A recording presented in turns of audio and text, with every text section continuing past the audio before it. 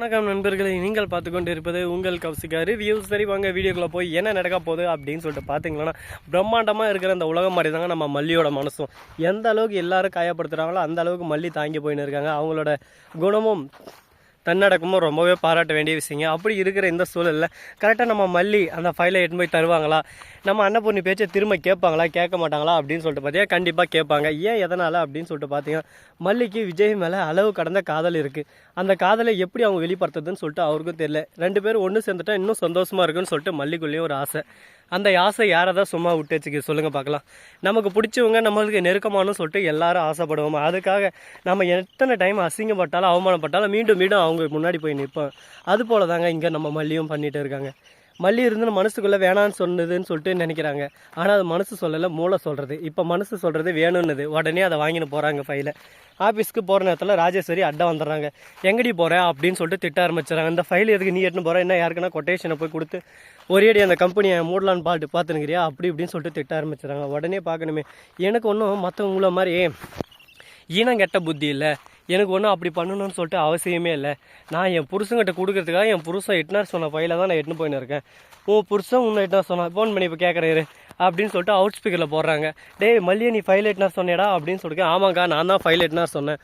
அவளாலாம் எதுக்குடா சொல்கிறேன் அப்படின்னு சொல்லிட்டு கேட்குறாங்க. ஏன் மனைவி அவள் எட்டினாரம் வேறு யாருக்கா எட்டினாருவாங்க அப்படின்னு சொல்லிட்டு சொல்ல, எனக்கு அப்புறம் இது எல்லாமே அவள் தான் பொறுப்பு எடுத்து நடத்தணும். நான் எங்கன்னா வெளியே போயிட்டா அப்போ கம்பெனி எப்படி ரன் பண்ணுறது, அதுக்கு நாலேஜ் எல்லாம் வேணும்ல, அதுக்கு இப்போ இருந்தே ட்ரைனிங் கொடுக்கலாம் தான் வர சொன்னேன் அப்படின்னு சொல்லிட்டு சொல்கிறாங்க. இதை கேட்டதும் அப்படியே ராஜேஸ்வரிக்கு புகை தள்ளுது ஒரு பக்கம்.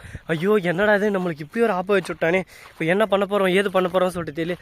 கடவுளே இது உனக்கே அடுக்குமா, எனக்கு இப்படி ஒரு பிரச்சனையை மாட்டி விட்டி அப்படின்னு சொல்லிட்டு ஒரு பக்கம் கஷ்டப்படுறாங்க. என்னதான் கஷ்டப்பட்டாலும் என்னதான் கவலைப்பட்டாலும் நடக்கிறது தான் நடக்க, அதுக்கு மேலே ஒன்றுமே பண்ண முடியாதுங்க. சரி இப்படியெல்லாம் ஒரு பக்கம் பிரச்சனை சுவாரஸ்யமாக போயின்னு இருக்கும்போது கரெக்டாக நம்ம வெண்பா குட்டி இருக்காங்களா, அவங்களும் வந்து நான் ராஜேஸ்வரியத்தை நல்லா மொக்க வாங்கினீங்களா, நான் தான் அப்பயே சொன்னேன்ல டாடா தான் சொன்னாருன்னு சொல்லிட்டு, எனக்கு தெரியாதா நீங்கள் சும்மா இங்கே பர்ஃபார்மன்ஸ் பண்ணுறது, உங்கள் பருப்பு எப்படி இங்கே வேக வைக்கலாம் நீங்கள் பார்க்குறீங்க, உங்கள் பருப்பு இங்கே வேகிறதுக்கெல்லாம் ரொம்ப லேட் ஆகும், நீங்கள் போய் அடுத்த வேலையை பார்க்கலாம் அதுக்குள்ளே அப்படின்னு சொல்லிட்டு மூஞ்சி லட்சம் மாதிரி சொல்லிடுறேன் நம்ம அழகு வெண்பா குட்டி. இதே கேட்டதான் அப்படியே சும்மா கடுப்பில் இருக்காங்க ஒரு பக்கம். என்னடா என்னை பார்த்து இப்படி சொல்லிட்டாலே, என்ன பார்த்து இப்படி சொல்லிட்டாலேன்னு சொல்லிட்டு, உன்னை பார்த்து தான் தாயி சொன்னா, உன்னை பார்த்து தான் நீ பண்ணுற கேடுகட்ட தனகம் கேவலமான உன் எண்ணத்துக்கும் தான் சொன்னான்.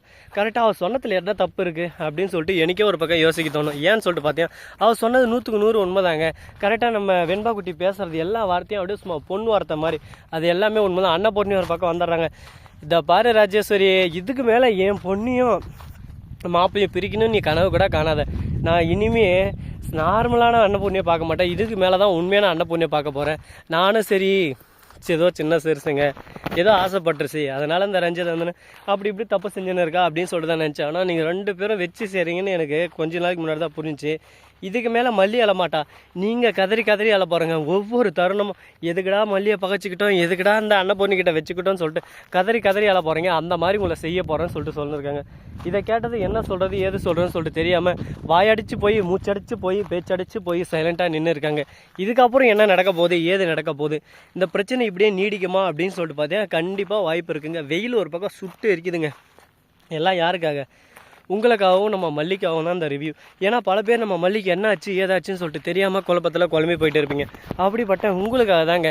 எந்த ஒரு கஷ்டமும் நீங்கள் படக்கூடாது அப்படின்னு சொல்லிட்டு உடனுக்குடன் அடனுக்குடன் டக்கு டக்குன்னு உங்களுக்காக வீடியோ நான் எப்போயும் போட்டுக்கொண்டே இருப்பேன். நீங்கள் பார்த்து ஒரு பக்கம் என்ஜாய் பண்ணிருங்க. உங்களோட சந்தோஷம் நம்மளோட சந்தோஷம், அந்த மாதிரி தாங்க இப்போதைக்கு காலம் போயின்னு இருக்குது. காலம் கடக்க கடக்க நேரம் ஓட ஓட இன்னும் ஒரு சிலர் சொல்லுவாங்க, ஏண்டா போடுறது வேலை வெட்டி இல்லாமல் இதுக்கு எதுக்குடா இந்த மாதிரி டைலாக் அப்படின்னு சொல்லிட்டு. இந்த வேலை வெட்டி இல்லாமல் மற்றவங்களுக்காக போடுறது இருக்கே, அது எவ்வளோ கிக்கு தெரியுமா. கரெக்டாக எத்தனை பேர் பார்க்குறாங்க, ஐயோ இவ்வளோ தான் பார்க்குறாங்களா அப்படின்னு சொல்லிட்டு கஷ்டப்படாமல் நம்மளுக்காக எத்தனை பேர் சப்போர்ட் பண்ணுறாங்களே சொல்லிட்டு அவங்களுக்காக தொடர்ந்து வீடியோ போட்டுக்கொண்டே இருப்போம். நீங்கள் பார்த்துக்கொண்டே இருப்பது உங்கள் கௌசிகா ரிவ்யூ. இந்த வீடியோ உங்களுக்கு பிடிச்சிருந்தா லைக் பண்ணுங்கள், கமெண்ட் பண்ணுங்கள், ஷேர் பண்ணுங்கள், டிங் பெல்லை தட்டி விட்டு போங்க. அப்போ தான் நான் போகிற அடுத்தடுத்த வீடியோ உடனுக்குடன் வரும். மிக்க நன்றி. தேங்க்ஸ் ஃபார் வாட்சிங். Tata, see you. நன்றி, வணக்கம்.